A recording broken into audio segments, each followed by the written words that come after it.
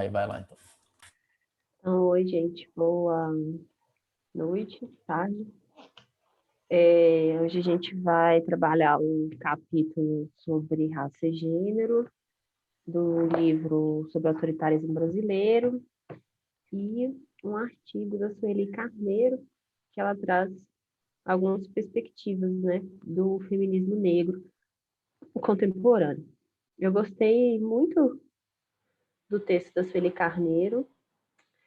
Acho que ele traz vários pontos assim que sequer foram abordados, né, no capítulo que a Lilia Schwartz desenvolve, né, principalmente os que, mas assim, existem pontos interessantes, assim, acho que os textos se complementam, né, tem outros pontos bastante interessantes também no texto da Lilia, principalmente em relação ao recorte LGBT, QI+, enfim, e as questões de como há um desmonte em curso no país em relação à não produção de existências quantificáveis, né, dados sobre a violência dos grupos que estão nesse entre gêneros, digamos. Acho que esse ponto é bastante interessante, é um recorte final ótimo. Mas, de toda forma, o texto trabalha com vários dados, né? Isso é algo que me confundia um pouco também, sobre por que esses dados estavam sendo apresentados, né? Quais eram os objetivos ali. Alguns dados são um pouco contraditórios até para a própria argumentação, mas a gente pode ir trabalhando isso quando a gente for discutir. Então, bem, ela começa trabalhando uma coisa muito interessante, que é sobre os marcadores de diferença, né? Então, como os gêneros vão se situar, instrumentalizando, vai se situar nessa amálgama, assim, de marcadores, como esses marcadores podem se sobrepor e como esses marcadores também, eventualmente, vão negar vão negar o que ela chama aqui de cidadania plena. Né? E aí, enfim, ela situa um núcleo de estudos na USP que trabalha sobre esses marcadores de diferenças sociais, e, enfim, as construções históricas, locais, culturais, enfim, que vão sempre modalizar assim, esses marcadores. Ela começa depois, mais para frente, trazer alguns mapas, né, da marca da violência e da desigualdade. Num primeiro momento, ela situa a questão da desigualdade nas práticas violentas, né, como as mulheres negras estão mais suscetíveis às práticas de violência de gênero, marcando aí algo que ela vai defender, né, até o final, a necessidade de se propor uma leitura, primeiro que uma sociedade, né, para ser efetivamente democrática, precisa balizar a questão interseccional, que ela vai tentando desenvolver e instrumentalizando esses dados que vão ser expostos, assim. Eu achei, na verdade, né, quando eu fui lendo, a segunda parte do texto eu achei até talvez mais interessante, que foi quando eu fiquei assim com vontade de ter mais sobre isso, foi quando ela posiciona, né, a questão de gênero como uma herança colonial. Questão que a Sueli Carneiro também vai trabalhar nesse ponto de onde as mulheres vão ser alocadas nessa dimensão do tráfico negreiro e como isso marca de forma definitiva a nossa sociedade patriarcal, assim, né? Essa é a parte que eu achei interessante e fiquei me perguntando por que isso não veio primeiro no texto. Só um comentário, assim, Zilda, mais uma vez, né, a gente está pegando um texto da Lilia Schwartz, e ela sempre, quando ela entra nessa questão das heranças coloniais e da formação no Brasil, o texto dela se torna mais rico, porque é muito evidente que ali ela tem um domínio muito maior, ela é a praia dela, então ela traz elementos que muitas vezes não aparecem, assim, no discurso, que a gente não vê, assim, então eu também tenho essa percepção de que o texto dela fica sempre mais rico nesse momento. Mas só um comentário sobre os 3 casos que ela traz aqui, né? O caso do aluno lá da Fundação Getúlio Vargas, que posta aquele negócio ridículo lá sobre que é um exemplo claro de racismo recreativo, daquele assim, ultra agressivo. O segundo exemplo de Belém, da festinha de 15 anos, e aí, eu não sei qual nome dá para esse racismo. Eu pensei no racismo sem noção, né? Porque eu nem acho que aquilo se propôs a ser uma piada. se propôs a ser uma festa de aniversário, mas a pessoa não tem noção, assim, do símbolo que aquilo carrega, sabe? Sei lá, eu vou criar a categoria do racismo sem noção. E o terceiro, que é o outro caso, é o do... E aí são os casos de assassinato, né? Do Matheus, da Marielle Franco, que são exemplos diferentes. O do Matheus parece exemplificar mais aquela coisa da morte, da vida que custa barato demais, sabe? Que você pode eliminar meio que à toa. Tipo assim, o cara tá passando de moto, você acha suspeito, você já dá logo um tiro lá e Atira depois você vê primeiro, o que depois que é. pergunta. Atira primeiro e vê depois, sabe? Se fosse um indivíduo branco, provavelmente eles não adotariam essa estratégia do atira primeiro, mas ali é essa mesmo. E o caso da Marielle Franco, obviamente, é o silenciamento de uma militante, né, de alguém que tinha uma luta nessa área. Recentemente, a gente teve o caso também do vereador de Curitiba, acredito que é vereador mesmo, que foi abordado pela polícia quando ele estava num momento recreativo, praticando basquete, e junto com ele foi detido também um caso de suspeita de tráfico ilícito de entorpecentes, e eles assim, nem perguntaram, levaram ele junto, e ele deu um depoimento que ele nem sabia por que ele estava preso, né? Esse caso aí. Gostei da Gente, sugestão ali desculpa, eu gostei da sugestão do Ryan aqui, ó. Racismo esculachado. Pode ser um nome. É o esculacho, né? É aquela coisa que se dane, né? Mas pode falar, Laís, desculpa. Na verdade, assim, um pouco divergindo do que está sendo falado agora, mas pegando o gancho na fala do Marco, né? Sobre a abordagem da Lilia Schwartz sobre o período colonial. Eu acho que é interessante, ela traz aí um monte de elementos para a gente pensar nessas sobreposições, né, interseccionalidades entre gênero, raça e a própria história colonial do Brasil. Só que eu acho que, assim, do ponto de vista dos estudos de gênero, é mais interessante a gente pensar uma série de colocações, teorizações que estão sendo feitas pelas feministas decoloniais, né, no sentido de que foi o próprio sistema colonial que criou essas categorias de homem e mulher e impôs em sociedades em que não necessariamente elas existiam. E aí tem algumas frases, eu fui marcando durante a leitura, em que ela fala assim, todas as sociedades têm divisões entre homens e mulheres. Sendo que não. Até peguei para deixar aqui do lado. Marco já me ouviu falando dessa autora, eu estou numa fase de super crush acadêmico com ela, que é a Oyeronke Oyewumi. Ela, inclusive, fez hoje uma conferência de lançamento desse livro, depois eu posso mandar no grupo, no YouTube. Foi muito interessante, porque ela demonstra exatamente esse aspecto de que as diversas sociedades, né, se organizam segundo vários critérios, não necessariamente pelo gênero. E é até contraditório, né, falar que o gênero é socialmente criado, é uma formulação cultural, e depois dizer que necessariamente todas as sociedades se organizam pelo gênero, ou que necessariamente todas as sociedades vão ter disparidades entre homens e mulheres.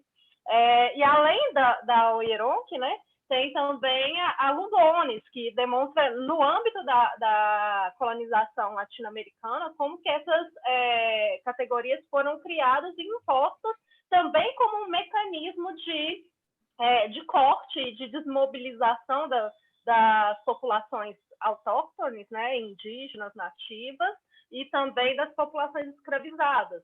Então, nesse sentido, eu acho que assim, o texto é muito interessante, mas eu acho que ela também se beneficiaria dessas discussões, né, para demonstrar o quanto que essas categorias também são uma imposição eurocêntrica. Só reforçando o que você disse, Laís, porque ainda que, porque se a gente fosse levar a sério o argumento da Butler que ela apresenta aqui, da performatividade de gênero, né, do gênero performativo, ainda que todas as sociedades humanas até hoje conhecidas tivessem papéis de gênero definidos ou construções de gênero, isso não significa que todas sempre vão ter, ou seja, ainda que todas elas fossem, o argumento da performatividade de gênero me leva a crer que é possível performar de diferentes maneiras, né? Ou seja, não necessariamente construindo esses lugares, né, e as diferenças de gênero. Enfim, então, nem me parece, pela força do argumento, nem é a pesquisa empírica das sociabilidades humanas que pode comprovar ou não a validade da tese. Falando assim, então, sobre o que eu não gostei, assim, sobre esse capítulo, eu acho que a Zilda começou a comentar sobre esses dados, né, que ela coloca, e eu acho que ela quase coloca os dados como se eles fossem autoevidentes, assim, e de fato eles são dados horríveis e tal, e a gente tem a consciência disso, e quando a gente vê muitos dados assim em seguida, isso traz, acho que fortalece um argumento assim, né, prova um ponto assim, mas eu gostaria de mais análise, eu sinto um pouco de, olha aí o absurdo dessa sociedade, tem o gênero e também tem a raça, olha quando junta os dois, e aí o dado é pior, e aí LGBT, e em relação à questão da população LGBT, ela não usa a sexualidade, ela usa o gênero. E aí eu achei curioso, assim, um pouco. Primeiro, ela parte de uma. Assim, eu estou falando isso de picuinha, mas é só para, acho que denotar um pouco dessa. Eu acho que essa discussão sobre população LGBT, eu acho bem intencionada, mas eu acho que ela não é muito dessa praia mesmo, assim. E aí ela fala: foram assassinados 318 homossexuais no Brasil. Deles, 52% eram gays, 37% travestis, tá, todo mundo é homossexual, né? E aí depois tem umas... não sei, assim, acho que uma certa... Tem uma hora que ela coloca identidade de gênero, lésbicas. Isso, identidade de gênero. A Marielle Franco, né? Por identidade de gênero, lésbica, aí, ok. E também ela usa homossexualismo. Sobre a própria Marielle ser bissexual, sabe? Então, assim, eu acho que esse é o perigo de usar casos sem aprofundar muito neles, né? Assim, eu tô dizendo isso, assim, acho o texto bom em vários sentidos, eu acho que em algumas discussões a parte histórica realmente me parece mais interessante, eu acho que pelo distanciamento que eu tenho com esse tipo de literatura, acho que é mais raro a gente, né, eu enquanto uma pessoa que li muito sobre feminismo e tal, mas não sei, assim, não sei, queria relatar esse incômodo, assim, que eu achei em alguns sentidos um pouco descuidado a abordagem, ela quer falar e aí ela não me parece ter tanta propriedade em alguns temas e quem sou eu, né? Mas eu digo assim, acho que ficou um pouco jogado em alguns momentos, mas era só esse... Eu queria falar que no tocante à parte histórica também, eu achei que ela, no período colonial, não sei, porque eu tenho lido bastante Milton Santos para minha pesquisa. E eu não sei se, não em grau de comparatividade, né? Cada um tem um jeito de se expressar e tudo, mas eu acho ela bem superficial, porque, assim, trazendo essa literatura, né? Por exemplo, o Milton Santos, ele não coloca essa questão de gênero, né? Mas ele faz esse recorte, inclusive tribal, né? Falando assim, né? Quantos por cento, mais ou menos, tal época, tal data. E eu acho que é melhor para a pessoa se situar historicamente. Eu não sou historiadora, mas essa é a minha pesquisa, grande parte ela é do período colonial e ela se refere à questão de raça e gênero, ocupação no sentido territorial, e ela tem esse recorte, ela tem que ter esse recorte, não que eu queira, né? Mas eu acho que ela, para mim, não aprofundou também. E, assim, com relação a isso, eu também concordo com vocês duas.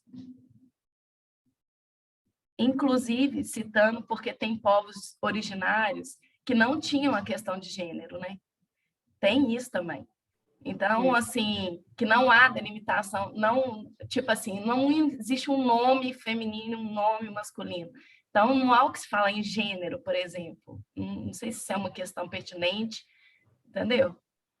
Acho que até a Laís pontuou exatamente esse ponto aí, Tati, sobre que nem todas as sociedades se organizam em torno do eixo homem-mulher, né?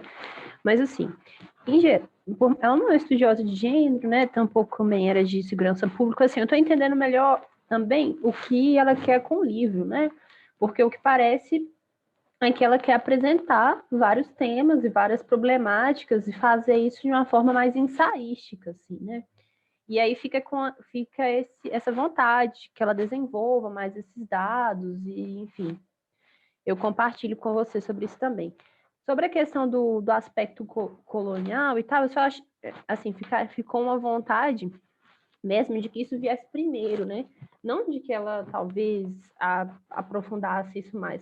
Assim como faz, por exemplo, a Sueli Carneiro no outro texto, né? Porque ela traz a questão de como a violência de gênero se repercute e como a branquitude se torna um padrão hegemônico, como isso também afeta as mulheres negras, enfim, traz várias referências interessantes, né, de leitura, como a Beatriz Nascimento, a Lélia Gonçalves, enfim, outros estudos muito interessantes que eu fiquei com vontade de pesquisar depois, por exemplo, relação entre negritude e obesidade, né, várias coisas assim, muito, muito, muito interessantes. Mas, continuando sobre o texto, acho que antes de... Só queria fazer uma pontuação sobre um dos casos que o Marco traz, sobre essa tal festa em Belém. Eu acho que recentemente assim, né? Não sei quanto tempo tem, mas acho que em Salvador teve também uma festa de elite. Eu não sei se foi vinculada a alguma... me ajudem a resgatar essa memória. Não sei se foi vinculada a algum coisa de moda ou algo assim. Era um editorial de uma Mulher revista, né? famosa. Foi editorial de uma revista, eu acho, né? Eu Que acho que também era. foi livremente inspirada nas relações de trabalho coloniais e que tinham mulheres, todas as pessoas negras performavam, né? A época colonial como mucamos e tal, e as mulheres negras maravilhosas lá sendo servidas e, enfim, mulheres brancas, desculpa o ato falho. As mulheres brancas sendo servidas e, enfim, e com aquelas roupinhas coloniais e tal, e isso foi no editorial de uma revista e saiu e tal. Então, acho que eu acho que nesses pontos em que festas de luxo, seja lá qual for o espaço, queiram né, trazer esses papéis sociais, eu acho que é menos do que, assim, talvez possa ser realmente uma questão de racismo esculachado, mas eu acho que é aí esse ponto que mostra a ferida entre o racismo e o classismo no Brasil, né? Tá aí. É nesse ponto de naturalização das pessoas nem perceberem que elas estão sendo, entre aspas, racistas, de tão natural que esse comportamento para ostentar um aspecto de classe, uma posição social de classe, seja isso em revista de moda, seja isso numa festa privada, né? Eu imagino a reação dessas pessoas que fizeram a festa na hora que isso gerou um escândalo, né? Eu imagino a pessoa olhando, o quê? Mas por quê? O que eu fiz? Né? Eu fico sempre pensando, assim, como que tinham... Vamos chutar para baixo, 200 pessoas e ninguém falou... De repente, isso não é uma boa ideia. Será que isso é uma ideia tipo, boa? quando sai algumas campanhas publicitárias racistas, aí você olha, é esdrúxulo, é o esculacho mesmo, assim, como é que não tinha ninguém, não tinha nenhuma pessoa para falar? É um pouco dessa cegueira, assim, da branquitude mesmo, assim. Né? De uma completa... Isso não me diz respeito mesmo, não me interessa entender por que isso pode ser... E aí a ideia do problemático, né? Não é problemático no sentido de isso vai nos dar problema, né? É problemático na medida em que isso é racista, isso reforça, enfim, e é insensível, né? Com uma herança histórica que diz respeito a todos nós. Mas isso, Zilda, eu lembrei muito desse episódio, eu estou até tentando procurar aqui, aí eu procurei assim, editorial de moda colonial, e aí apareceram assim, dicas de looks coloniais, então vai ser difícil achar. Pois é, há Mas eu não muito lembrei tempo desse atrás. episódio dessa. Eu salvei essas fotos, eu vou tentar achar aqui, depois eu mando para vocês. Mas eu tenho quase certeza que eu Uhum. salvei, porque eu fiquei muito chocada na época. Mas Há A não Laís muito levantou tempo a mão atrás ali, também ó. teve uma notícia de um restaurante, se não me engano, de Araxá, em que a ambientação, a decoração e também as garçonetes estavam vestidas, né, com a temática colonial. E, assim, teve toda uma mobilização social. E também tem uma marca famosa de brusinhas de R$ 500, que recentemente também se envolveu num episódio de racismo, porque diante da morte, eu esqueci o nome da moça, a Bruna sabe, só que ela está com o microfone. Não, eu estou tentando lembrar se é Kathleen, se é alguma coisa. É com K o nome da moça, mas... Sim, ela foi assassinada, né? Bala perdida, bala achada no mesmo corpo negro. E ela era vendedora da loja de brusinhas da Farm. 500. Hã? Não era da Farm? Acho que era, porque, tipo assim, essas blusas, essas roupas, essas marcas aí. E aí a empresa disse que todas as compras feitas online com cupom dela iriam ser revertidas, a comissão iriam ser revertidas para a família. Então, assim, essa naturalização em que as pessoas nem sequer se colocam o problema, né? Será que é realmente, Kathleen? É realmente uma boa ideia isso? Mas gente, é a festa da Vogue. Eu tô chocada. A Zilda vai compartilhar, mas depois eu quero falar alguma coisa com base no que ela falou lá da Sueli Carneiro. Pode terminar, Laís. Enquanto eu terminar, eu só queria compartilhar a tela, de vez eu consigo, mas você pode continuar a falar. Eu pedi para o Marco me habilitar, porque eu estou desabilitada a compartilhar a tela aqui, enquanto isso você vai falando sobre o texto da Sueli. Tá. Na verdade, eu estava pensando mais era na tese da Sueli, porque tem um capítulo em que ela está efetivamente discutindo, no caso do Brasil, a articulação, né, entre biopoder, racismo de Estado e a racialidade. E aí é interessante que ela faz... Ah, foi essa mesmo. Caramba. Mas aí, nesse capítulo da tese, ela faz uma distinção interessante, assim, quando ela quer explicar, né, assim, como que o extermínio negro ele é diferenciado com relação a gênero, porque acusam a socialite de racismo. Como o extermínio gente, eu estou negro impactada que a diferenciado vergonha é internacional. Ela não é nacional, ela é internacional. Impressionante. Laís, só te interromper, a Farm não é a primeira vez que ela passa essa vergonha no Pix. Teve uma outra parece vez... A roupa a com manguinha. desenho de cenas coloniais, de violência contra pessoas escravizadas e tudo mais. Mas nesse capítulo da tese, a Sueli Carneiro está falando sobre racialidade, né, e como que esse extermínio dos corpos negros é diferenciado com relação a gênero e sexualidade. Aí ela fala sobre encarceramento e genocídio masculino negro, também fazendo esse recorte desde o período colonial, mas sobretudo a partir da República, como que isso se dá em termos jurídicos. E no caso das mulheres, ela reforça fortemente isso que a Zilda estava falando a respeito da saúde, porque as mulheres, as mulheres negras, né, elas estão no mecanismo de precarização da saúde, que está diretamente ligada a direitos reprodutivos. Ela falou no texto, muito brevemente, né, sobre laqueaduras e a própria questão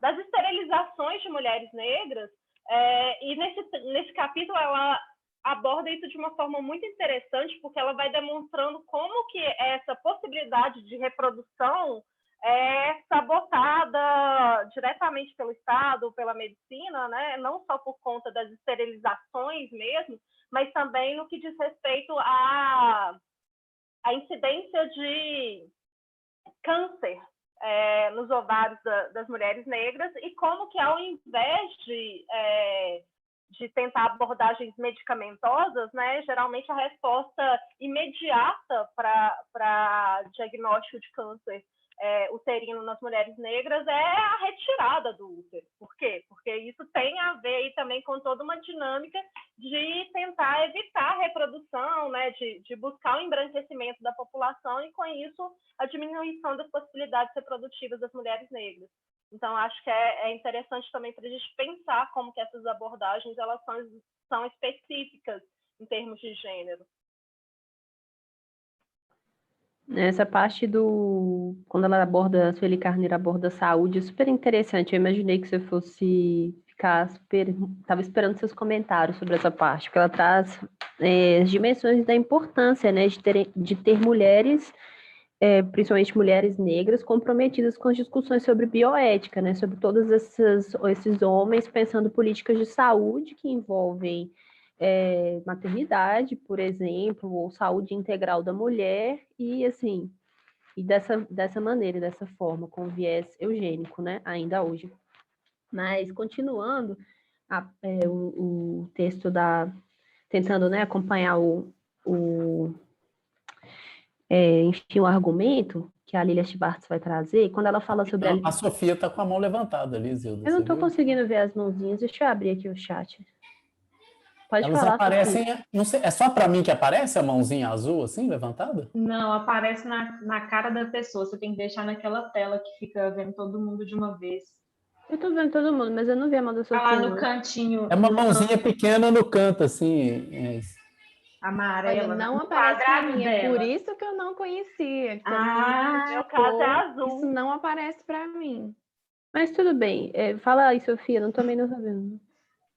Não, é sobre esse caso que vocês trouxeram, e eu até pensei em vários outros que aconteceram, mas eu fiquei pensando, a mesma coisa que a Gabriela falou, assim, o que essa galera tava pensando em apoiar o que tava rolando. Só que acontece que é exatamente isso que valida, assim, é o que a galera não faz. E aí eu lembrei da ideia da triangulação do racismo da Grada Quilomba, que é essa ideia desse sujeito que sofre racismo, sujeito que é racista, e um terceiro elemento, assim, que é esse elemento que vai validar essa cena racista. E aí é exatamente isso que está acontecendo nesses eventos, porque o grupo social que eles estão reunindo, com certeza, é o grupo que vai validar essas interações racistas, assim. E sobre o que a Laís falou, eu lembrei de um outro texto da Sueli Carneiro, que chama Biopolítica, que ela traz exatamente a ideia desse genocídio, assim, que é expresso na esterilização de mulheres negras e tal. E ela traz um exemplo que é muito recente, que é muito escroto, assim, que rolou no Rio de Janeiro. Um vereador falou que o aborto tinha que ser liberado só para mulheres negras, para evitar que a criminalidade se reproduzisse. E aí esse aspecto de colocar a culpa na mulher negra de um problema que é do Estado, sabe? E de uma violência que está acontecendo sobre os corpos negros, e como você empurra para as mulheres negras essa responsabilidade, assim. Só um complemento, Sofia, essa discussão do aborto, quem faz isso também é a Angela Davis, né, no livro dela sobre isso. Ela mostra claramente como que a pauta do aborto é completamente diferente no racismo branco e no racismo negro, e como que se fosse só o racismo negro pleiteando, o feminismo negro pleiteando o direito ao aborto, como que a tendência as pessoas quererem admitir a descriminalização do aborto seria muito maior. É claramente uma política eugenista social, assim, mas é tão evidente, assim, e isso divide, e ela mostra isso muito bem. Só mais um comentário, é que é muito interessante pensar esse próprio capítulo da Angela Davis, pensando nesses marcadores sociais, exatamente porque a Angela Davis vai mostrar que exatamente no momento que as feministas brancas estavam demandando o direito pelo aborto, as mulheres negras estavam sendo esterilizadas nos Estados Unidos. Então é muito interessante pensar como que esses marcadores operam, assim. Prometo não falar muito sobre isso, mas é justamente meu tema de pesquisa da tese, né? Então, assim, eu precisei fazer um recorte, assim, histórico para entender como tecnologias reprodutivas foram socialmente criadas, tornadas possíveis, admitidas, quando o sexo sempre foi aí um lugar de tabu e tudo mais. E, basicamente, a medicina reprodutiva ela surgiu prescrevendo especificamente quais grupos teriam direito a técnicas, seriam objetos de intervenção de política pública quanto a técnicas contraceptivas, né, às vezes até forçadas, e os outros grupos de mulheres brancas, heterossexuais, europeias, teriam direito a acesso, se quisessem, à reprodução assistida. Então, assim, isso é bastante nítido na história mesmo das tecnologias reprodutivas e da medicina reprodutiva. Eu queria só falar que, historicamente, a gente sempre vê o movimento feminista reclamando, depois daquela CPMI que aconteceu para investigar as esterilizações em massa que estavam acontecendo no Brasil no início da década de 90, veio a Lei de Planejamento Familiar, em 1996, que contribui, né, que institui várias políticas mesmo de planejamento familiar, tentando abordar essa questão e tentando fazer mais entraves para esterilização. Então, coloca aquele monte de requisitos, eu não sei se todo mundo está familiarizado com a lei, mas vários requisitos para que a pessoa possa acessar a esterilização, né, a vasectomia e a laqueadura. Então, você precisa de ter 25 anos, ou então 2 filhos vivos, você precisa de ter autorização do cônjuge caso você seja casado, um monte de uma autorização, não pode ser feito no dia do parto, durante a cesariana, porque tem que ser com 90 dias, você tem um prazo lá de pensar e decidir se é isso mesmo e tal,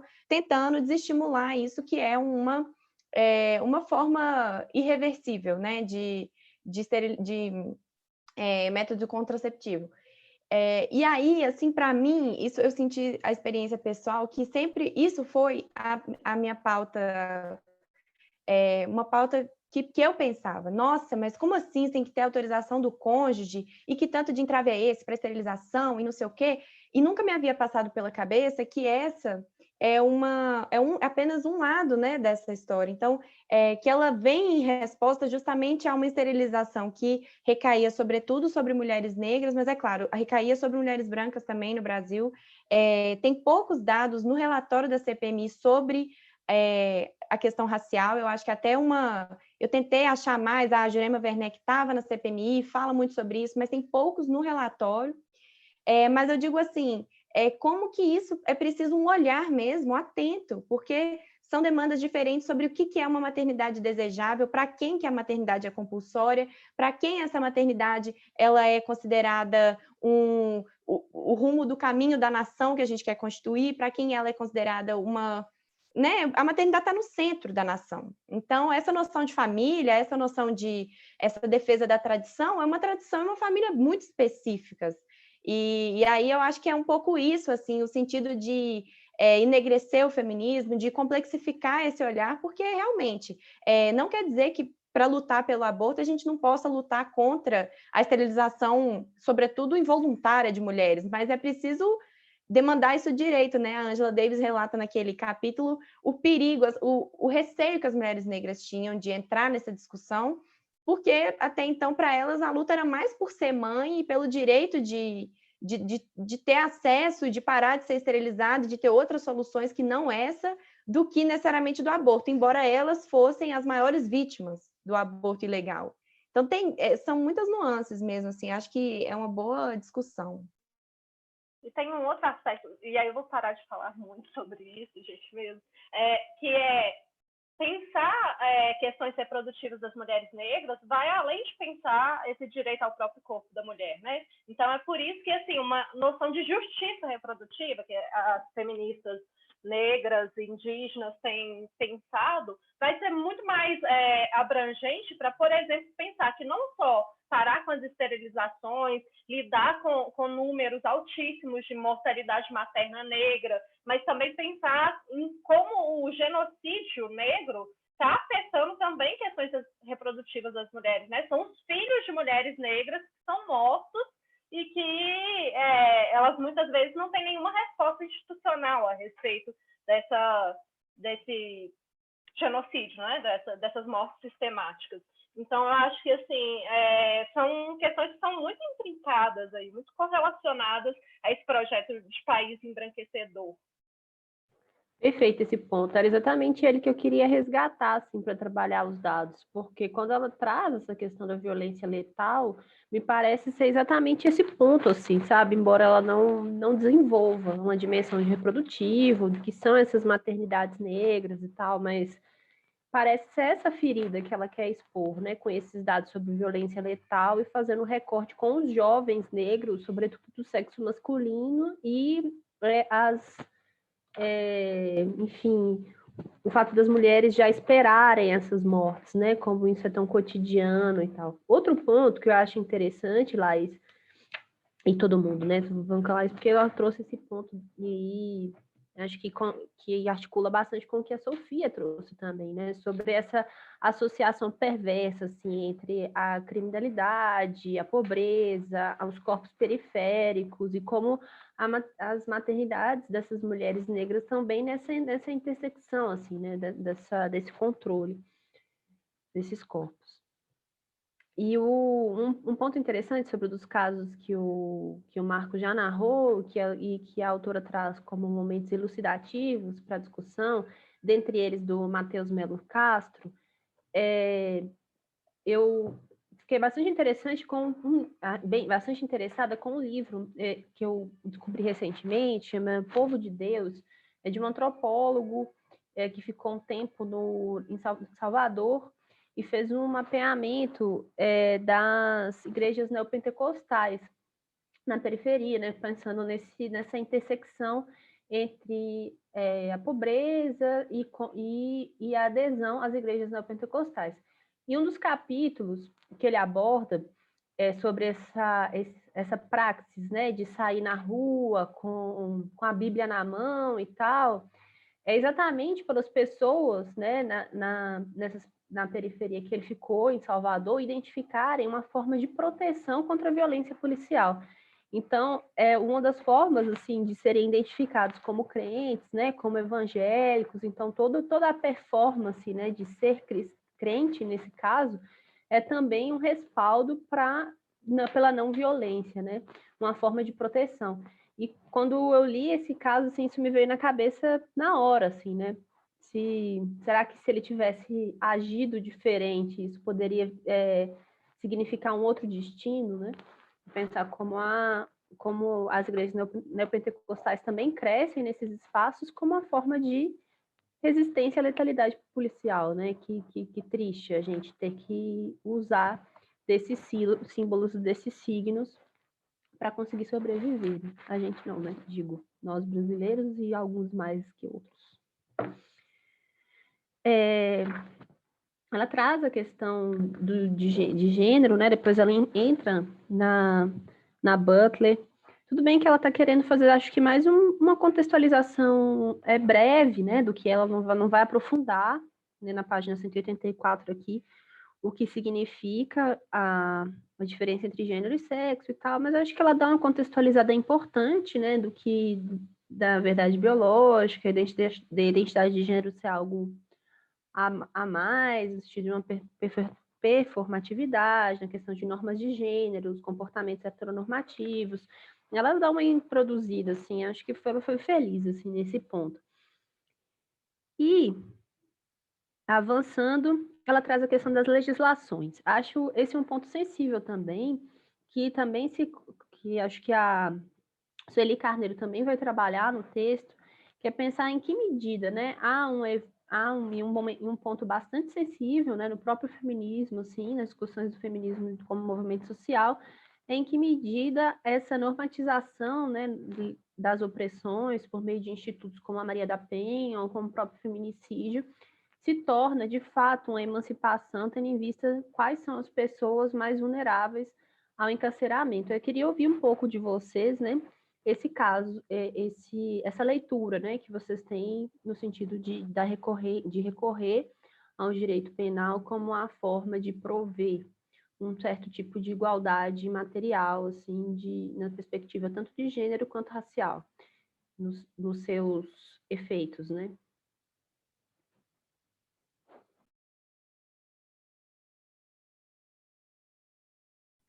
Zilda, você falou em qual Particularmente, acho que página? não é a esfera do Ixi, falamos junto. Não, só queria me localizar na página, por favor. Eu tô na página 184, 185, quando ela, né, situa Butler e depois começa a falar da Maria da Penha, dos feminicídios, vítimas de violência sexual, enfim, apresentando esses argumentos.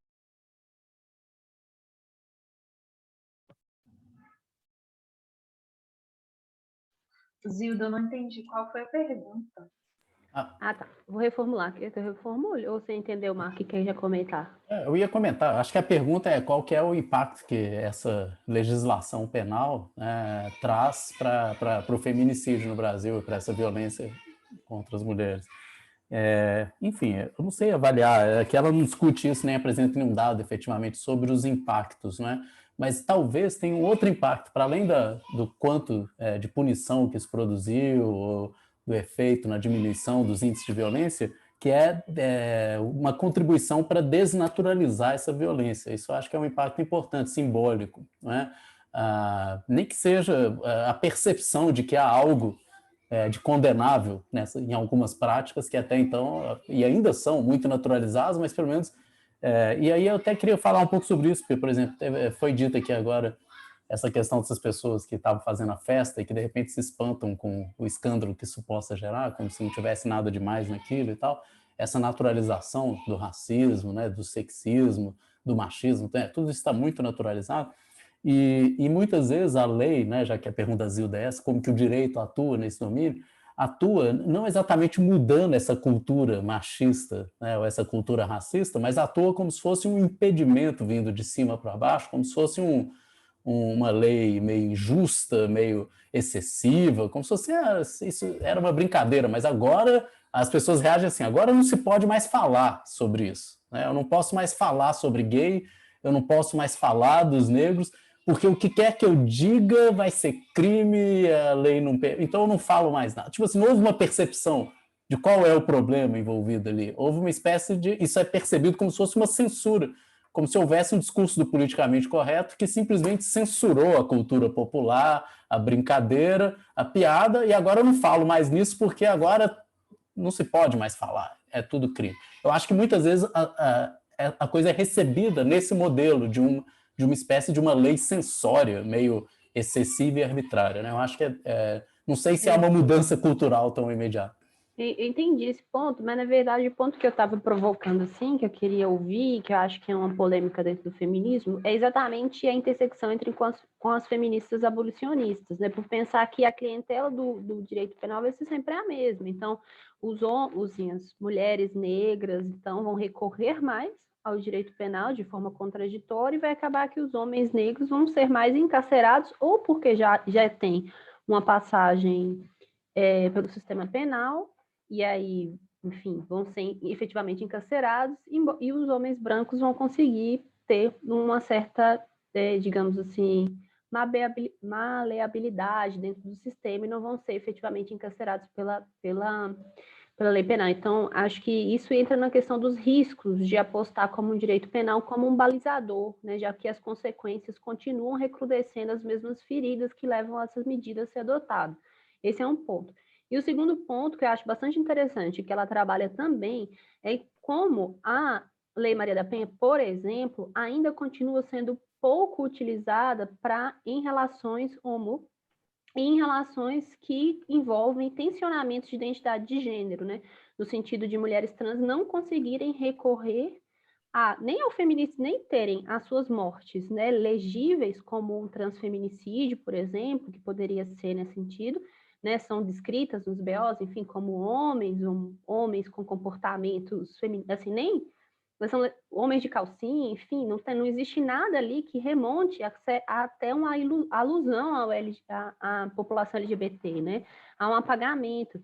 Então, como esses riscos acontecem, como esses dados continuam a não ser produzidos, né? E a gente cai no mesmo lugar, de que essas populações sequer existem enquanto populações e as políticas sequer são instrumentalizáveis por conta disso, a partir daí. Era mais nesses dois pontos, assim, que eu acho que rendem discussões bastante interessantes e que a gente pode discutir nos limites, assim, que ela aponta, né? eu diria um terceiro ponto disso, né, Zilda, é que o problema do direito penal é que ele vai estar focado aí nessa criminalização seletiva e direcionada. Ai, gente, tinha várias pessoas com a mão levantada, pode nem ter sido eu a primeira. Agora continua, eu vi as mãozinhas, tem a Tati, depois a Gabi. Desculpa, gente. Desculpa, gente. Mas tem um outro aspecto, que o direito penal ele não está se preocupando exatamente assim, com a vítima.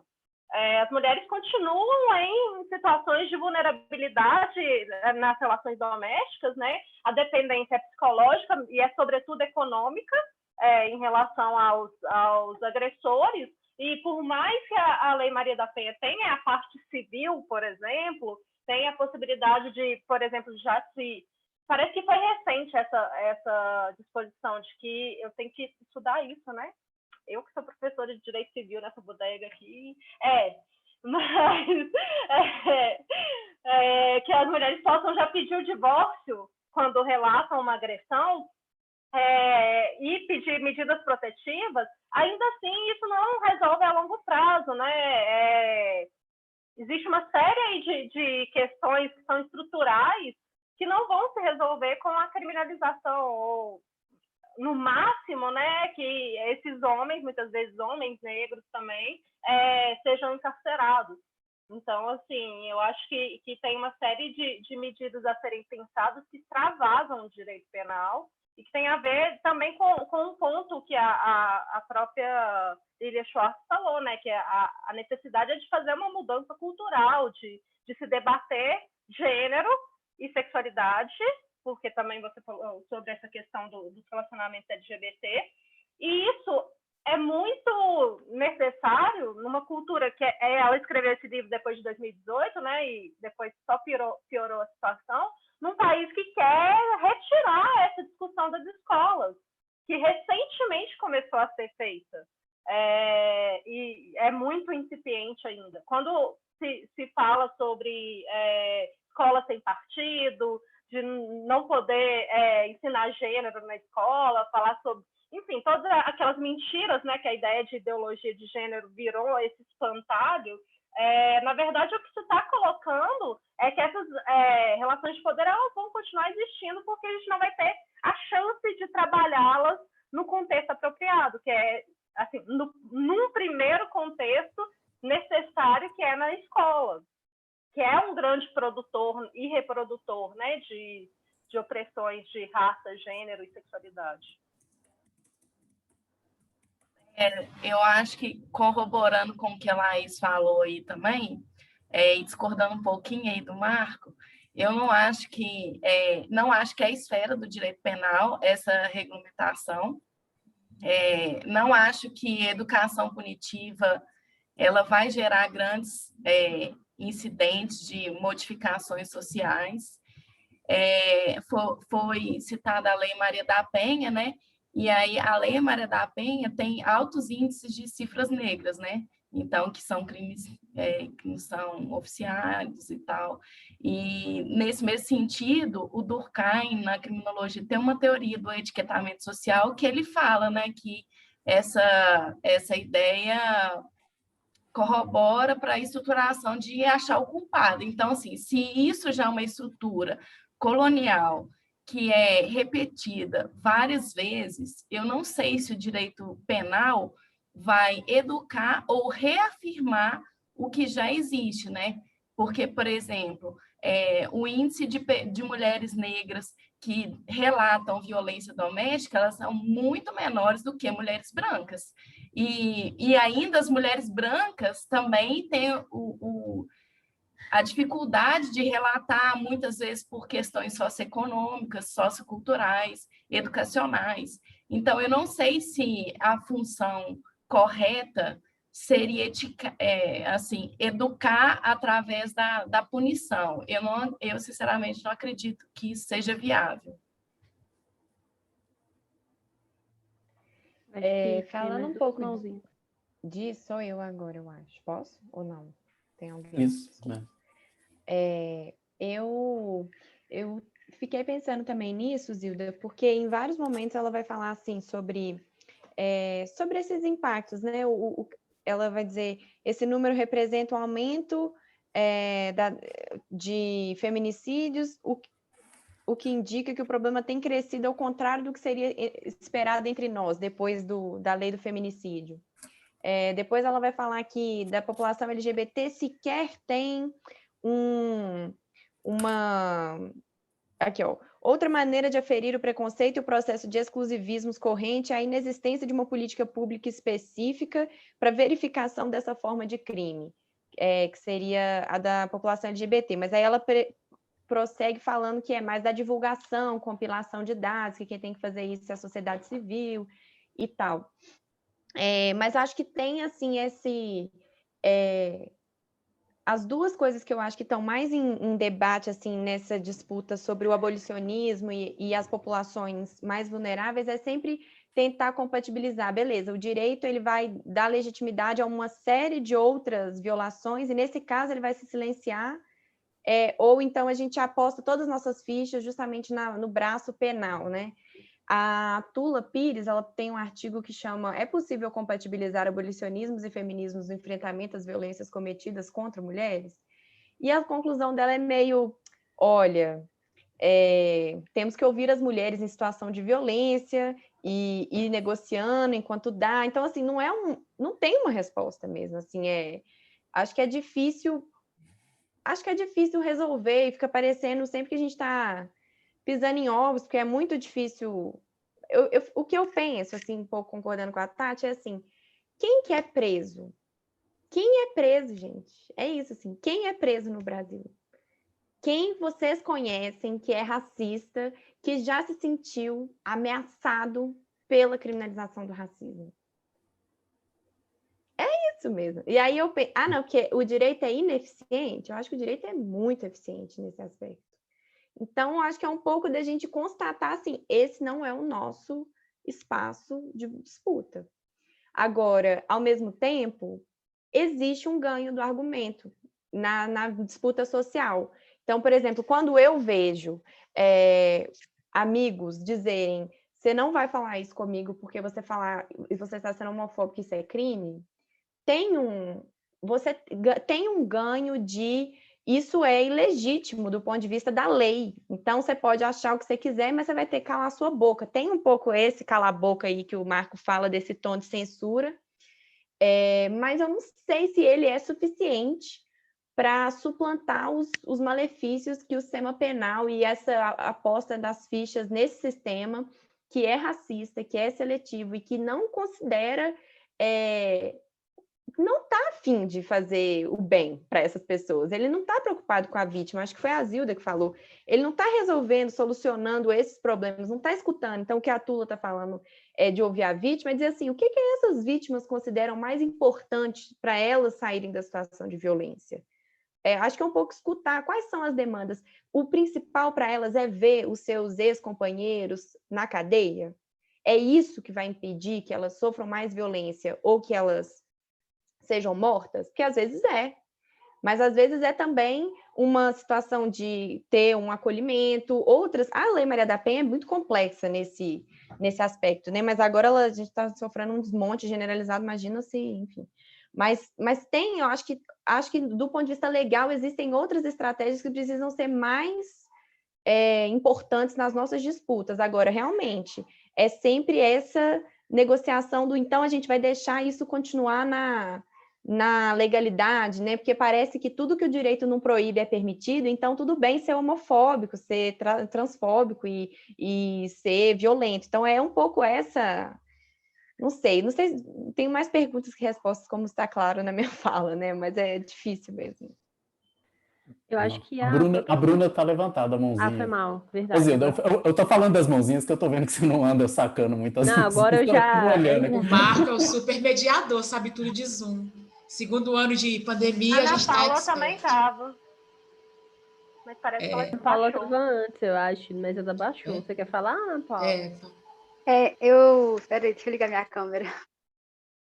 Então, pessoal, eu estou chegando aqui no grupo tem pouco tempo, no meu segundo dia. Boa tarde, boa noite. Eu não estudei ainda os textos e tal, mas a minha pergunta era exatamente nesse sentido. Como dialogar a questão das medidas protetivas com essa ideia, com essa defesa, né, do não encarceramento. Tô falando isso porque eu vivenciei no núcleo de prática jurídica, é uma situação muito delicada, porque houve um descumprimento de uma medida protetiva por questão de distanciamento, não tinha quem buscasse a criança, aí parece que o pai foi buscar a criança, aí a mãe pediu para prendê-lo. Aí eu, quanto, né, advogada no núcleo lá, eu não soube lidar com a situação, porque, na verdade, eu não acreditava que prendê-lo resolveria, dada as circunstâncias, sabe? Aí eu pedi para outro professor orientar o que fazer. E até hoje eu não consigo pensar como lidar com isso, sabe? Aí eu estou ouvindo aqui hoje vocês falarem, há pouco vocês disseram também, que parece que é uma questão que não tem solução, mas eu queria colocar aqui para vocês essa minha angústia também. É isso. Obrigado, Ana Paula. Só um comentário, assim, eu não passei a palavra para você porque você tinha baixado a mão, né? Então achei que você tinha desistido. Eu me senti contemplada com a fala da colega. Tá, mas desculpa, então, foi só por isso. Imagina, que é isso. Agora, eu vou passar a palavra para a Bruna, assim, mas eu acho que isso que você está perguntando vai na linha do que a Gabi acabou de falar, né? De fato, o direito tem que pensar em múltiplas respostas para essa situação e certamente prender o agressor, é claro que é uma das respostas possíveis, mas está longe de ser uma solução para todos os problemas que estão envolvidos nesse, ainda mais esses casos. Esses casos são geralmente muito mais complexos do que simplesmente prender o agressor, né? Vamos ouvir a Bruna, então. Ei, gente, boa noite. Laís, eu também estou cada vez mais autoritária. No final das contas, vai ter uma sociedade só com a nossa bolha, porque o resto, para mim, autoritarismo em cima deles. Eu estou muito cansada da democracia para esse povo. Cada vez mais exausta, mas eu não posso falar isso em público, mas enfim, aqui eu posso falar. Gente, o que eu vou falar eu acho que não chega nem no espaço da questão do direito da justiça, mas é uma coisa que eu vivencio, porque hoje eu namoro um homem negro, e é um homem negro de um armário de 6 portas, casal, assim, ele é um baita do homem. E assim, eu percebo nele na vivência dele, assim, nessa questão do medo da pessoa negra, assim. Eu acho que isso tem muito a ver um pouco com a justiça, de certa forma, com a questão do racista também. A única razão é o racismo. E quando ele me fala, e eu falo isso mais na experiência da questão do partido, né? Porque minha vida toda é o partido, eu só respiro aquele lugar, não queria respirar, mas enfim. O medo dele, por exemplo, quando é um homem branco que se comporta de alguma forma no espaço, é porque ele é expansivo, é porque ele é comunicativo, ele é falante, mas quando o Alisson, meu namorado, ele é comunicativo, ele é expansivo, ele está dando de cima. E eu não quero entrar aqui na estrutura patriarcal, que todo homem está inserido nessa estrutura, a gente também está inserido, não é porque é um homem negro que ele vai só sofrer o racismo, ele também pode estar na situação de assédio, de estupro, de outras coisas. Mas eu não quero entrar nesse espaço, eu quero entrar em como que o homem negro ele é estritamente sempre um monstro, ele é o cara que vai estuprar, ele é o cara que vai assediar, mas quando a gente vê casos dentro do partido de assédio, de estupro com um homem branco, não vai nem, gente, para o comitê... como é que chama de comitê? Esqueci o comitê que tem lá dentro do partido. De ética, o comitê de ética, não vai. Então, quando acontece alguma coisa com o homem negro, vai para o comitê de ética, ele é isolado, o grupo dele exclui ele do grupo. E tem uma coisa muito que acontece com o Alisson, teve uma menina que falou que a forma que ele olha, ela se sente assediada, mas aí, ao mesmo tempo, o cara que ela está ficando, que assedia, de fato, as mulheres, é porque é o jeito dele. Não, a forma que o Alisson anda, ele é muito imponente. Então, assim, é uma coisa que eu tenho percebido muito. Como que você enxerga numa situação o homem branco que assedia, que estupra, e a forma e o comportamento do homem negro, sem entrar nessa questão de fato que um homem negro pode ou não fazer devido a todo o machismo, patriarcado, etc. Mas é algo que eu tenho percebido muito, sabe? Quantas vezes a gente provavelmente não vivenciou um tipo de julgamento dessa forma, sendo que se fosse um homem branco, ele estaria passando a vida normalmente. Eu estou vendo uma novela no canal Viva, gente, A Viagem, eu adoro. E tem um cara, um homem branco, inclusive é o ator Eduardo Galvão, que faleceu de Covid. Ele é o cara que leva as meninas dopadas para o apartamento, estupra, e depois abandona elas. E ele é esse caso dele. E ele está tendo a redenção nele na novela, ele está se apaixonando, a mulher está dando um fora nele, e ele está se tornando aquela pessoa amável. Aí o Alisson, olha, a redenção do homem branco, mais um. Nós, homens negros, não tem nem redenção. Então, assim, é só uma observação mesmo, é só uma reflexão que eu tenho percebido nisso, e ainda não tive nenhum espaço para comentar sobre essa questão do racismo, assim, é muito difícil, sabe? Nossa, mas foi racismo, foi assédio, sabe? Sempre tem um peso maior, sabe?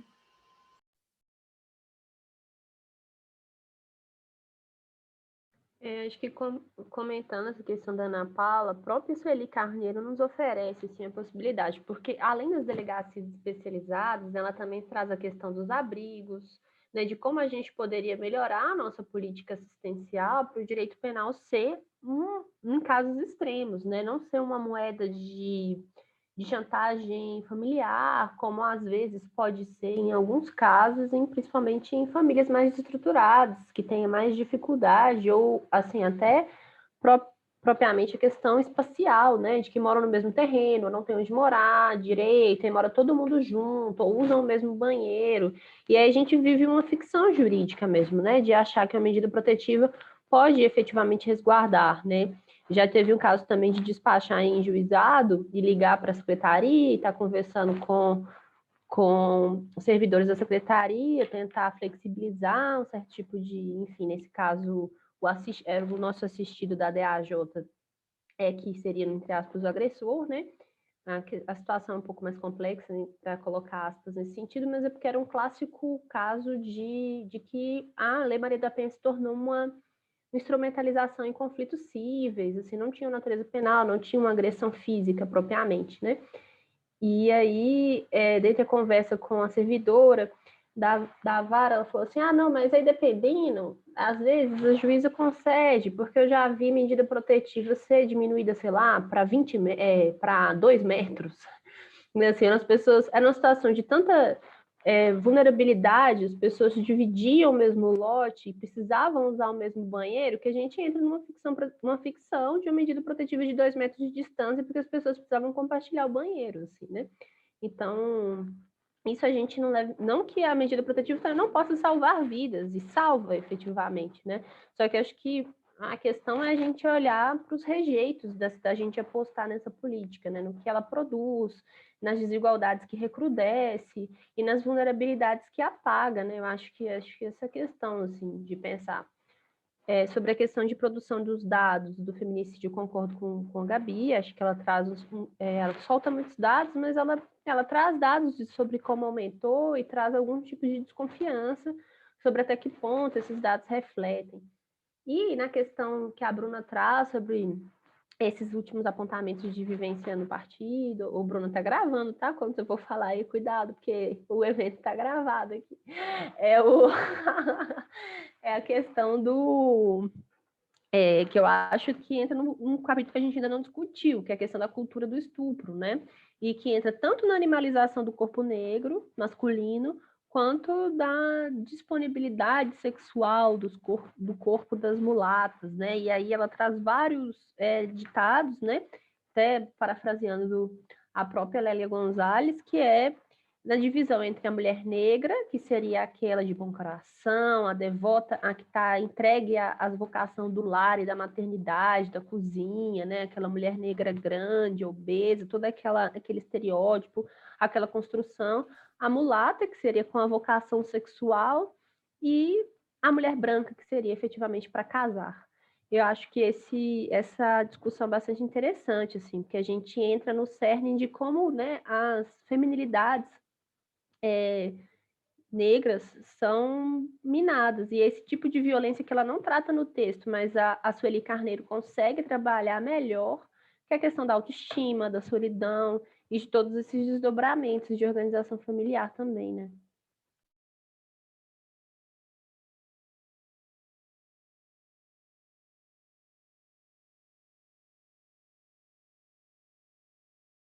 Se ninguém for falar, vou continuar então, que foi comentado.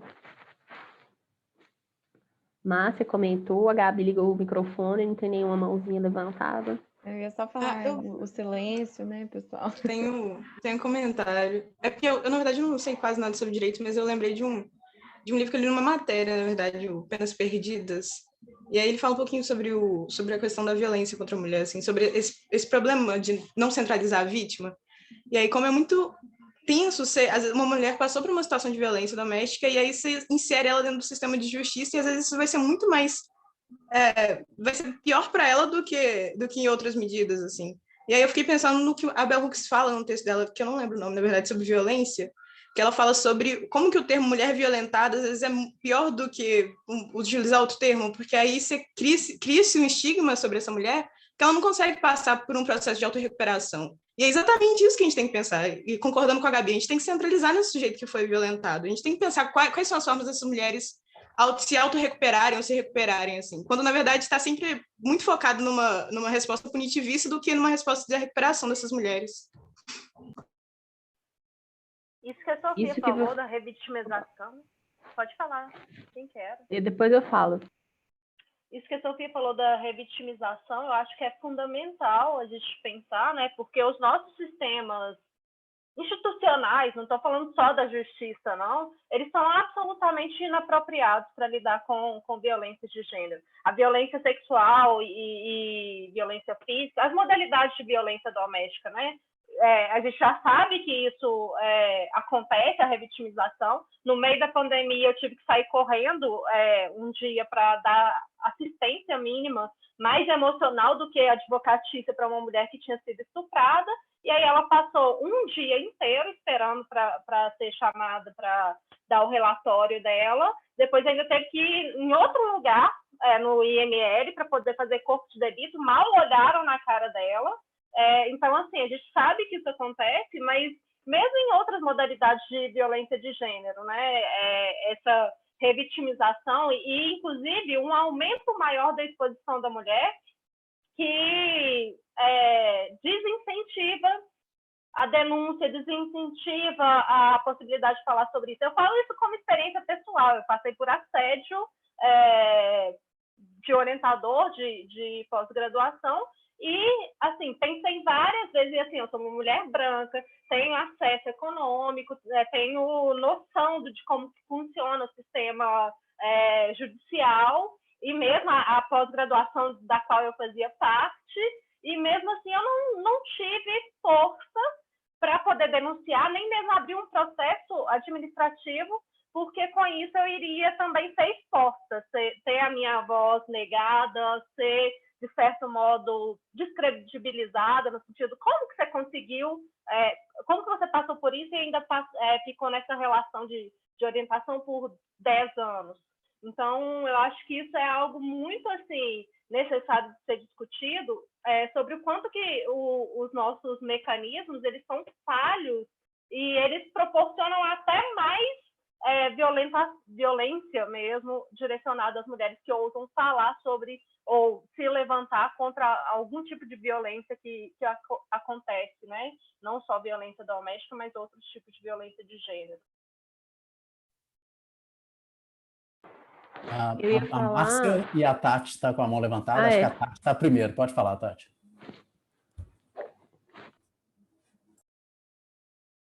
Ô, Tati, você está sem som. Deixa eu só falar rapidinho, então, porque eu ia falar antes da Laís e é um ponto, senão eu vou perder o ponto, e era de articulação com o que a Sofia falou. É sobre a questão do abrigamento, e entra de novo com a pontuação da Ana Paula também, que, por exemplo, já vi casos acontecendo de mulheres que sofriam violência, né, que foram abrigadas, e aí nessa perspectiva de abrigamento, por não ter vaga em abrigo, em abrigos familiares, elas terem os filhos, ela ter o filho institucionalizado, né, então, a segunda violência. Você sofrendo violência do seu núcleo doméstico, você vai para um abrigo, mas seus filhos vão para outro, e aí você perde o acesso aos seus filhos. Então, assim, é o problema da gente postar tudo numa área só, né, de articulação de política e esquecer todas as outras que têm que ser integradas. Não, eu acho que tem que existir, sabe? Assim, eu acho que se a Lei Maria as medidas protetivas são muito efetivas em casos graves, né, em casos de abuso. Um outro ponto que eu queria trabalhar, mas eu trago depois, é a questão da desproporção econômica. Aí eu acho que eu vou trazer isso depois para trabalhar o texto da Sueli para a gente tentar fechar. Mas aí, enfim, a Tati vai. Eu vou passar para a Tati só um comentário, assim, é impressionante como que o direito é estabanado para lidar com certas formas de violência, especialmente aquelas que expõem a vítima. A gente tem instrumentos péssimos para isso. A impressão que eu tenho, sabe aquele cara que vem querendo te ajudar e faz a coisa ficar muito pior do que estava antes, sabe? A sensação é sempre essa. Mas, enfim, se é que ele quer ajudar, mas ele certamente não ajuda. Vamos lá, Tati, pode falar. Então, agora está todo mundo me ouvindo? Está ouvindo? Estamos. Então tá. Eu também fui vítima de violência doméstica, né? Assim, eu desconheço alguma mulher que não tenha sido vítima de violência doméstica em algum fato da vida dela. Mas o meu caso realmente foi bem grave e eu também optei por não delatar, embora tenha sido um ex-namorado meu e eu tenho que literalmente fugir da casa dele, fui trancada, foi um processo super conturbado. Só denunciei porque eu fui fazer um exame, porque meu punho estava quebrado, e aí, de repente, a médica falou, você vai ser obrigada a relatar o crime. Eu falei, sou advogada, não quero relatar. E aí, beleza, ela falou assim, olha, você é obrigada. Aí eu vou cair nessa ineficiência aí. Igualmente, a posição da Laís, um dos fatores é a burocracia. Eu já acompanhei, enquanto advogada, outras mulheres, sei como é que funciona. E aí, no meu caso, como fui obrigada a relatar, eu esperei, né? Eu com o punho quebrado, tive que esperar a polícia, passei um dia fazendo esse laudo, depois fazer um outro laudo, mesmo com o laudo médico. E aí, beleza, isso em 2014. Aí, em 2016, sério, eu recebi uma medida protetiva. Olha pra você ver que delícia. E aí eu pensei, cara, se eu tivesse que morrer, eu estava morta, né? Porque assim, a minha primeira medida foi, vou pedir transferência. Então, estava numa cidade, pedi transferência, expliquei o órgão e tal, que eu estava realmente em perigo, morava sozinha, não tem parentes vivos e tal, blá, blá, blá. E aí a administração, beleza, vamos te mover. Aí em 2016 eu fui intimada.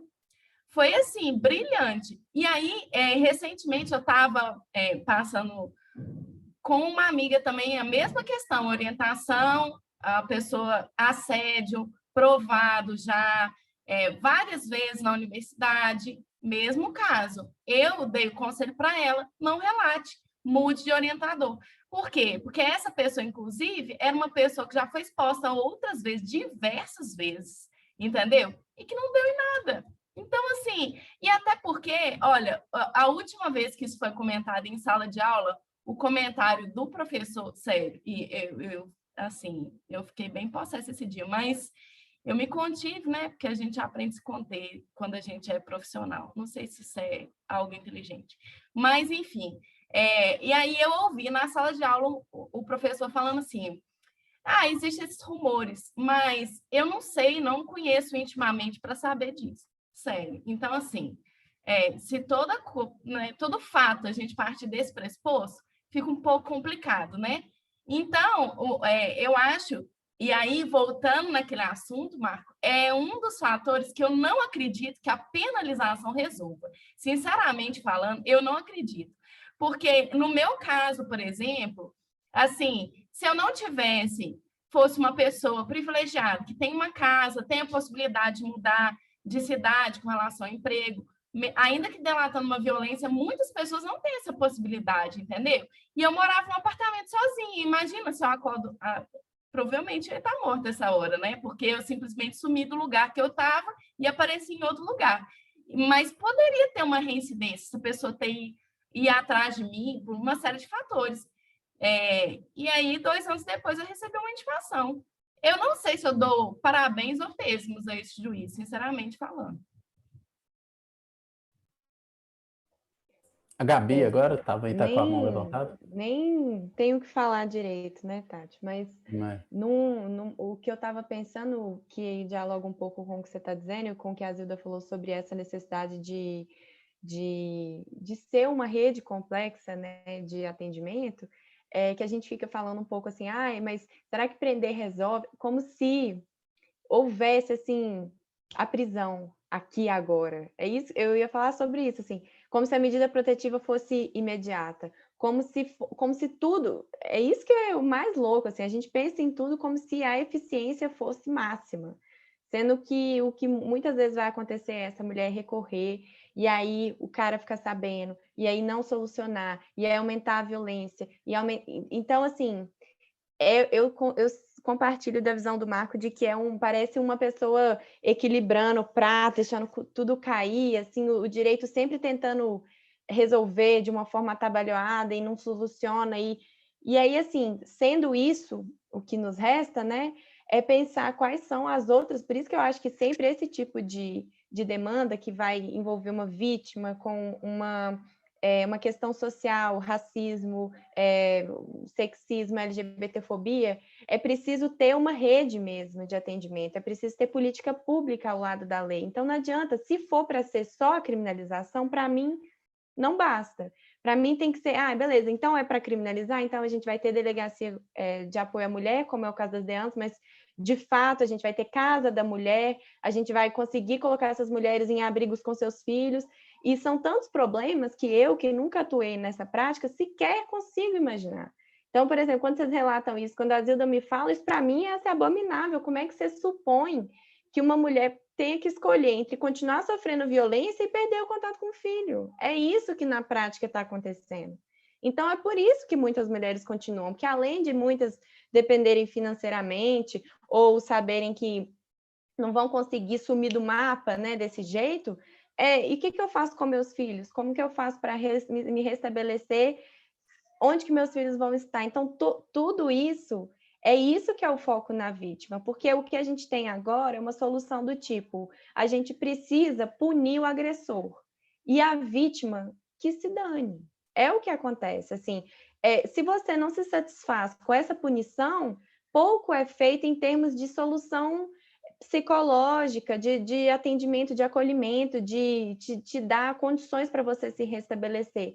Mas aí também, gente, é tanta coisa, né, que quando a gente para pensar no que a gente está vivendo, assim, tipo, é tão absurdo tudo, uma violência policial tão louca, é tudo tão agressivo na base da execução mesmo, que pensar nessas parece tão delicado, pensar em acolhimento, em tratamento psicossocial, realmente a gente vive na distopia mesmo. Só um comentário, Gabi, a Márcia levantou a mão também. Eu acho que a gente está conversando aqui sobre um caso extremo de ineficácia do direito, porque é muito comum o direito, por exemplo, atender, mais ou menos, mas atender a uma certa camada da população, geralmente a camada classe média, alta, tem algum tipo de resposta jurídica protetiva. E as classes mais periféricas, grupos subalternizados, em geral, ficam excluídos do direito, ou não recebem uma resposta ali por meios, pelos canais institucionais. O caso da violência contra a mulher é um caso no qual ninguém recebe essa resposta. Vocês estão relatando aqui casos de pessoas que têm condição, que teriam várias possibilidades de recorrer ao direito, mas simplesmente não encontram ali um mínimo de resposta para enfrentar esse tipo de problema. Imagina, não é à toa que a gente estava falando aqui agora que o índice de subregistro, né, no caso de violência contra as mulheres negras, é ainda muito maior, porque a gente sabe que violência doméstica é o que atravessa as classes sociais, etc. E a gente encontra muito menos denúncias no caso das mulheres negras. Não é à toa, né? Assim, é potencializado, é um caso realmente extremo de ineficácia jurídica, né? Mas a Márcia levantou a mão. Ô, Marcos, desculpa, Márcia, mas só para complementar isso, que eu ia falar exatamente aquele caso da Mariana Ferrer, que todo mundo viu e não sei o quê, você tem a gravação da audiência, da menina sendo violentada 1000 vezes, sendo obrigada a responder coisas, a falar por que você tinha essa foto com carinha sensual, você não era virgem, era nada. Esse tipo de defesa em 2020, 19 no Brasil, sabe? Então, todo mundo agora está na discussão lá da legítima defesa da honra e o STF decide, aí fica parecendo que o tempo inteiro a gente está falando, não é possível que a gente ainda está falando disso, sabe? Mas esse é o tipo de ineficiência mesmo, completa. As pessoas têm... É impressionante o discurso misógino que sustenta a manutenção disso, em todos os lados, para todas as mulheres, de formas diferentes, é claro, mas, assim, realmente a desesperança é difícil. Só um comentário. Quando teve aquela campanha, lembra da minha primeira... como é que era? Minha primeira... meu primeiro assédio. O meu primeiro assédio. É claro que os relatos chamaram muito minha atenção e tal, a gente sabe que isso existe, mas na hora que você vê o volume e tal, e o que mais me chamava a atenção era, a campanha não relate o seu assédio, como se cada um tivesse um caso, né? É o relato seu primeiro, tipo assim, todo mundo tem vários, né? Vamos comentar sobre o primeiro deles. É um escândalo, né? Vai lá, Márcia, pode falar. O que eu queria falar era só assim, só destacar mesmo, Gabi falou bem, Marco também, essa forma como é difundida essa esfera salvadora do direito, né? Essa face salvadora do direito, a forma como isso é difundido. E aí eu fiquei pensando assim que o que a gente está falando aqui no caso é realmente aquela perspectiva mítica que Benjamin coloca no texto dele, né? Eu acho que vale a pena a gente pensar nisso, porque o que a gente tem é um grande desafio nesse sentido. É quando a gente percebe assim que a gente tem a gente não tem instrumentos alternativos que de fato funcionem, a gente percebe, a gente não consegue desvincular o direito do Estado, porque todo esse aspecto mítico e violento do próprio direito é uma manipulação do Estado, né, assim, sobre nós. Então, eu acho que a gente precisa perceber o desafio que a gente tem para tentar subverter de alguma forma esse direito, porque, afinal de contas, a gente está inserido nisso, e os métodos alternativos que a gente tem ainda parecem muito incipientes, meio desesperançosos, e a forma como a gente também é ensinado a botar alguma esperança nesse direito faz também com que a gente desacredite em outros métodos, né? Então, é um caminho que a gente tem que ter, assim, é sempre de escolher subverter de alguma forma e escolher vias alternativas, ou ainda que a gente tenha que estar dentro do sistema, mas tentar de alguma forma virar isso, porque senão a gente vai ter sempre esses relatos, sempre.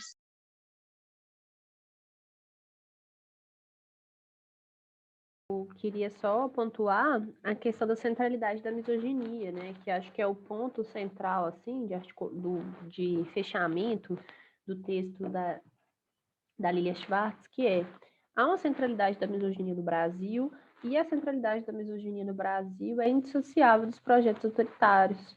E isso tem um recorte, assim, indissociável com a própria questão da temática de gênero levada ao aspecto das políticas públicas no Brasil, né?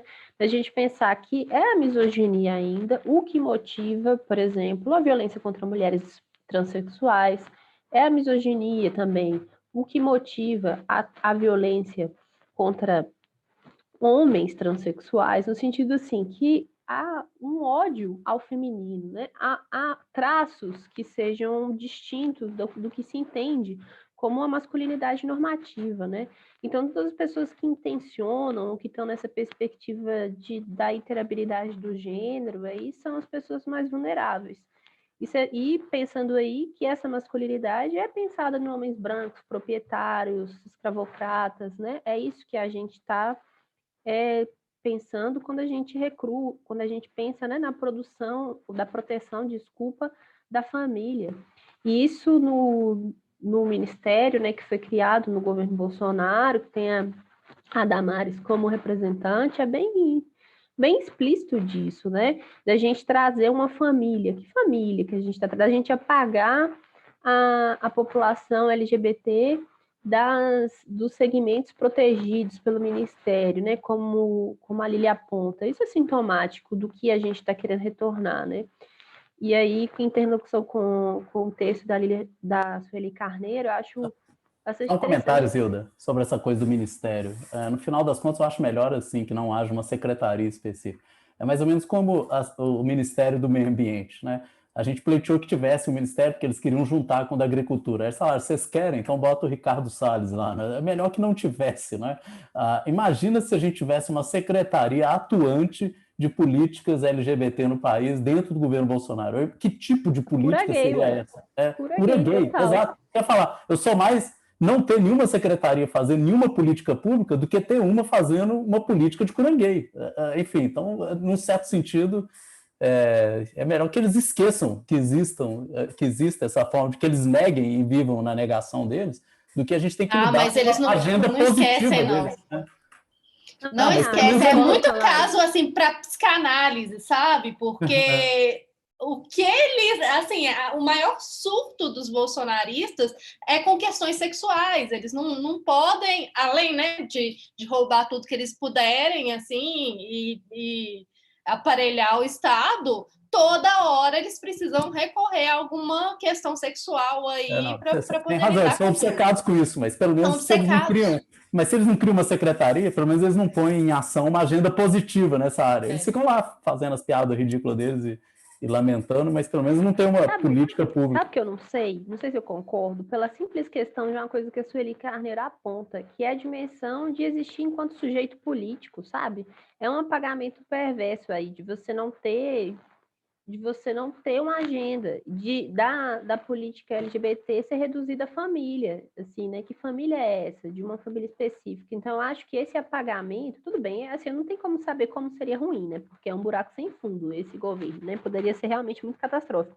Mas a questão que eu quero dizer é que a cura gay já está aí, sabe? A Damares vive encontrando com a associação de ex-gays, tirando foto. Isso está acontecido, mas está acontecido subvertido de pauta, dessas pessoas serem realmente apagadas como sujeitos políticos. E está aí, sabe? É tanto nos dados da violência, né, que não existem na violência que é destinada e motivada por gênero, como não existe como sujeitos com agendas políticas pautadas. E acho que é isso que a Sueli Carneiro aborda, e ela até elenca, né? Ela é muito didática no texto, ela constrói uma agenda, né? Assim, no texto, no final do fechamento, do que seria a agenda e enfrentamentos do movimento feminista que tem que se enegrecer, né? E traz aí com isso, sei lá, a racialização da pobreza, por exemplo, dentro da feminização da pobreza, traz a questão da inserção do mercado de trabalho, a questão da saúde, que a gente já trabalhou, traz a questão da cultura do estupro, coisas que a gente não falou aqui, como o estupro corretivo, né, que é uma outra questão de misoginia também expressiva e recorrente. Enfim, gostei muito das discussões, gostei mais das discussões do que ler o texto sozinho, dos textos sozinhos. Também. Só um comentário ainda sobre um tema, um dado que é chocante. É uma pena que a Isabela não esteja aqui hoje, porque é o tema de pesquisa dela, a violência contra a população trans e as travestis. O dado de que o Brasil é disparado o país que mais mata travestis e pessoas trans do mundo, né? É disparado porque é mais de 2 vezes o segundo lugar. Então é aquela liderança isolada nesse quesito. Então, se no que diz respeito à violência contra as mulheres, é claro que os dados também do Brasil são alarmantes, mas existem países que são ainda mais violentos em relação às mulheres que o Brasil. No caso da população trans, a gente consegue ser líder isolado. Realmente... E mais, o tipo de crime que essa população sofre tende a ser com requintes de crueldade assim, que ultrapassam a nossa imaginação. E aí a obsessão deles é grande também. O que é louco, Tem só um uma parênteses rapidinho mesmo, não vou me alongar, não, prometo. É a questão que, embora a gente mate mais a população T, a gente consome mais pornografia T também, né? O Brasil é campeão. Então, entra na seara a gente é campeão na exportação de pornografia T, de prostituição, de travestis e transexuais, e é que mais mata também. É objetificação, né?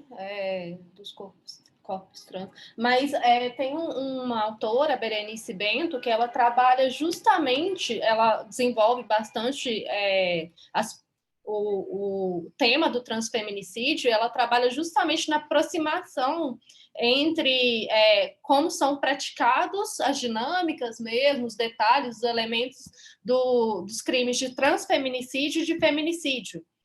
Relacionada a essa violência, né? Essa necessidade de violentar o corpo ao máximo possível, demonstrando uma particularidade desses crimes que está muito associada ao ódio e a necessidade de exterminar aquele corpo, aquela pessoa, né? E também demonstrar um certo afastamento, né? Dos agressores daquele corpo, no sentido de que o desejo deles também passa por uma certa... a negação do desejo pelo crime, né, passa por uma certa culpa de terem se relacionado com essas mulheres trans e enfim, de assumir isso, né? Então, esses textos da Berenice Bento são muito interessantes, porque eles também dialogam com o fato de que no Brasil a própria criminalização do transfeminicídio, ela, na verdade, o abarcamento do feminicídio de mulheres trans pelo tipo penal de feminicídio foi muito discutido no Congresso. Então, isso é importante de se levar em conta, né? Essa proximidade desses tipos penais e algo até que alguém já falou nessa reunião mais cedo, né? Como que as questões LGBT também são dificultadas nessas discussões, invisibilizadas. Gente, acabei de ver que a gente chegou no horário aqui, mas foi ótima a conversa. Eu também concordo com a Zilda, acho que a conversa foi, às vezes, mais interessante que o texto, os relatos, tudo, muito interessante. Só sobre essa questão do assassinato, né, o transfeminicídio, quando a Lilian Schwartz apresenta esse dado, né, de 2015, do número de homossexuais mortos no Brasil, e aí 52% seria a população gay e 37%, quase 40%, só de travestis, eu fico pensando, fica parecendo dado simplesmente jogado assim, que se morre, que se mata mais gay do que travesti, mas olha, do total da população gay e o total da população travesti, se os travestis representam 40% do total da morte dessas populações, ela é muito menor do que o total da população homossexual, ou seja, o percentual de assassinato dentro dessa população específica é absurdo, né? Porque o Brasil é líder isolado nesse dado especificamente, que é a morte da população trans. As pessoas trans que não são notificadas enquanto trans, né? Que aparece só como gay. Ou como gay, não sou, né? Às vezes a pessoa não é gay. Exato. Fora isso, mas considerando que esse dado aqui fez essa depuração, etc., mesmo assim, só isso já é absurdo, 40% do total. Enfim. Bom, gente, acho que a gente precisa finalizar. Só lembrando, você quer falar mais alguma coisa, Gabi? Pode falar. Vou dar um aviso para o próximo, pode ser? Então pode falar. Pode? Ou mais alguém? Eu ia falar disso, lembrar do próximo, mas aí fala então você, melhor. Próximo encontro, gente, vamos começar o segundo módulo, que a gente vai ler a Wendy Brown, e aí a gente vai começar com Cidadania Sacrificial. Esse texto, gente, é maior do que os que a gente leu até aqui, então se preparem, mas ele tem letras grandes, então engana o tamanho das páginas. E aí a gente já está com as relatorias preenchidas, mas eu vou deixar aqui para vocês, vou deixar lá no grupo de novo, para quem quiser preencher do terceiro módulo, e aí no próximo a gente vai de novo mandar as informações, acho que a gente manda os formulários no grupo do Zap ou aqui mesmo, o que vocês acham melhor? Acho melhor mandar no grupo, porque aqui, na hora que sair da sala, desaparece. É melhor mandar lá. Então, eu vou mandar de novo para o formulário. Quem não tiver preenchido e quiser certificado, essas coisas, eu vou mandar, a pessoa preenche de novo lá, que quer participar do próximo módulo.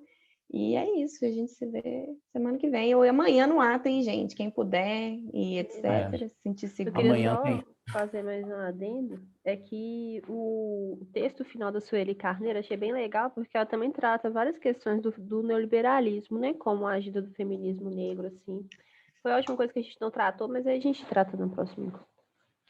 Isso. O próximo encontro não tem literatura complementar, então a gente pode usar o texto da Sueli Carneiro como um texto complementar, né? Porque a gente pode trazer de volta, já que ela trata dessa relação com o neoliberalismo. Inclusive, era um ponto que, se tivesse tempo, eu ia querer colocar aqui, mas é até melhor colocar semana que vem, que a gente vai começar a discutir o neoliberalismo. Mesmo. Fica até melhor. Tá bom? Muito bem, gente. E aí, só para lembrar, então, né, leitura do texto, a gente vai compartilhar lá e vão compartilhar também, hein, Márcia? Depois aquele formulário para quem quiser participar lá, fazer a inscrição para receber certificado e tal. Tá, Deixa okay? comigo. Uhum. Então, ótimo. Então é isso, gente. Vou chegar atrasada. 5 minutos que eu tô com fome, vou ter que comer alguma coisa ali. Eu também, nossa, hoje eu vou chegar atrasada e sair mais cedo na aula, porque ele merece. Beijo. Bom. Então, beleza, gente. Até daqui a pouco aí para vocês. Gente, até semana que vem para as demais. Tchau, tchau. Até. Gente. Tchau, tchau.